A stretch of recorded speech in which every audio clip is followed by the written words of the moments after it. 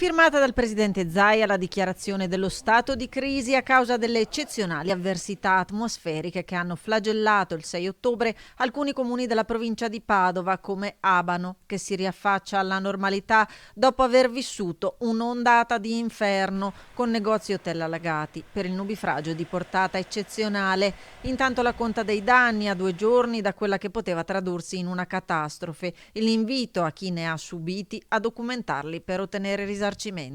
È molto importante, è una prova di tutto, insomma, rilievi fotografici, documenti fiscali. Noi poi abbiamo un registro degli interventi che abbiamo fatto nelle varie abitazioni, nelle case, nelle attività economiche.